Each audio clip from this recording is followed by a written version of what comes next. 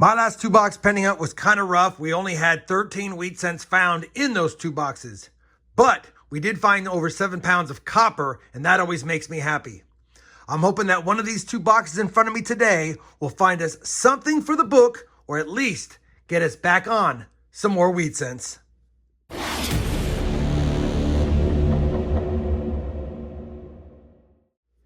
Hey everyone, it's RobFindsTreasure. Welcome back to my channel. We have another 2-box penny hunt in our quest to slot another cent in this Dansco Lincoln Penny album.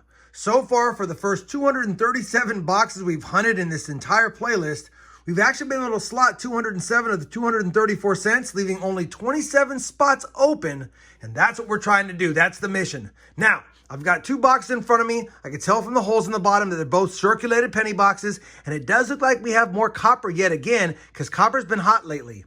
That being said, copper is not the mission. It's just a byproduct of the hunt. We definitely want to find more wheat cents. Only 13 in the last hunt. I'm hoping to get north of 20 in these 2 boxes today. And again, if we're so lucky, something for the album. I'm going to go ahead and kick off this video right away with opening up this first box. And let's take a peek and see if the top side looks as promising as it did through the holes in the bottom. Yeah, definitely looks promising. Quite a bit of copper enders on here. And I don't see any wheat cent enders at first glance, but obviously we have to go through all the rolls. Now, after I've completed the 2-box hunt, we'll compare the finds to the album to see if we have any upgrades or additions. But for now, we're going to slide this out of the way and begin the hunt.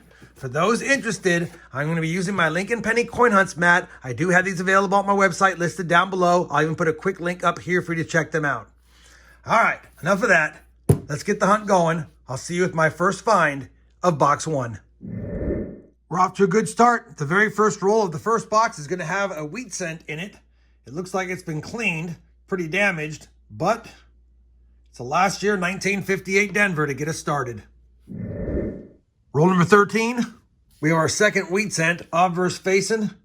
It's a 53 Denver. An eternity later.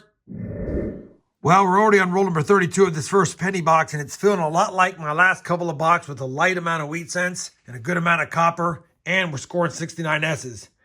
That being said, we do have our third wheat cent of the box, and it's going to be a 1957 Denver, so only 3 wheat cents, all in the 50s so far. 18 rolls left of this first box. Roll number 33. Wheat cent number 4 is our oldest yet. It's a 1940 Philadelphia. Well, the last 17 rolls of that box were completely devoid of any wheat cents, so we only have 4 for the board after box number 1. The good news is we did end up with 3 pounds, 7 ounces of copper, so that's pretty good. No Canadian cents, just 359s and 369 S's. No bright and shinies, and yeah, not much on the board right now.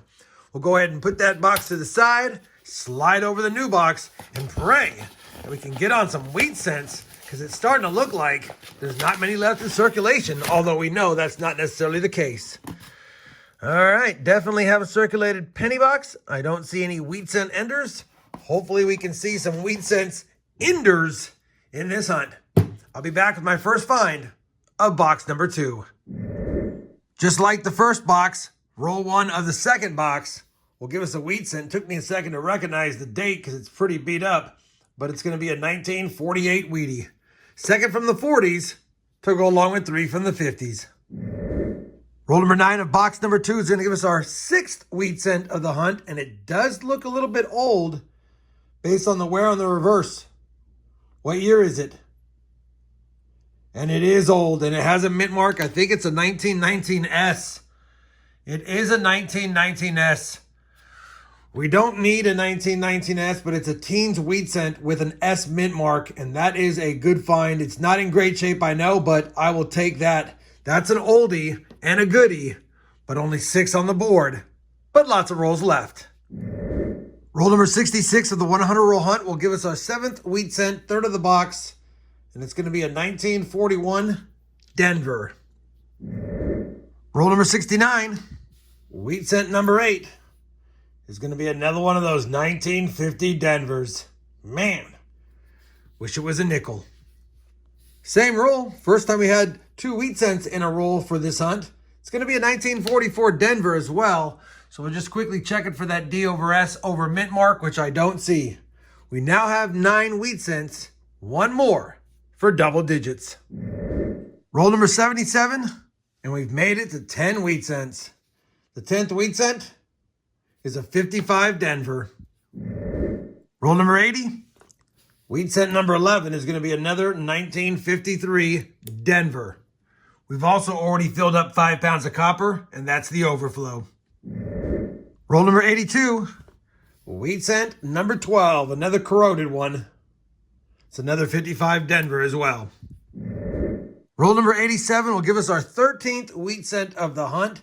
That means it's number 9 for the box, and we tied our last 2-box hunt. It's just going to be another 1958 Denver, though.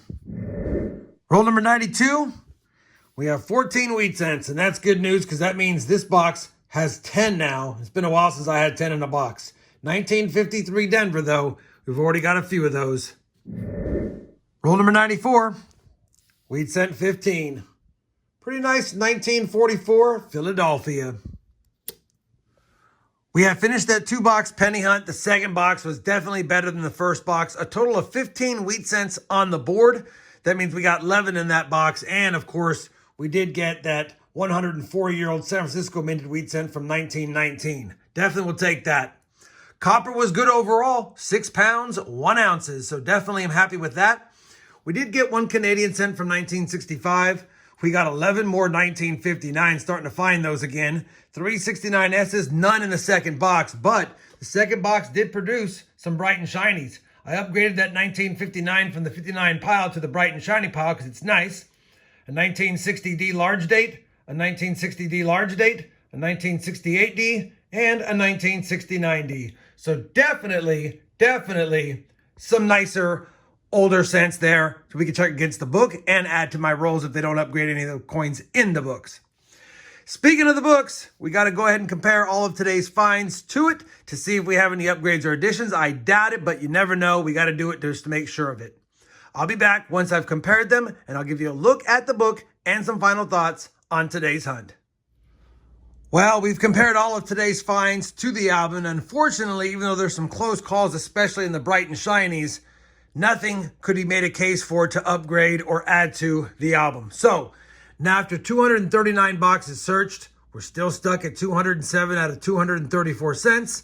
Although we had 15 wheat cents and 11 in the second box, it's continuing to get tougher and tougher to find anything for the book, although I'll keep trying to do it as long as I possibly can. And I did add that Canadian cent to the Canadian Hunt and Fill upcoming series down the road. I know it wasn't full of finds, but still it was fun, and we found an over 100-year-old wheat cent with the San Francisco mint mark, and that always makes me happy. On top of that, we got over 6 pounds of copper to add to our stack. If you guys enjoyed this 2-box hunt, I definitely would appreciate that thumbs up. And as always, everyone, happy hunting, and thanks for watching.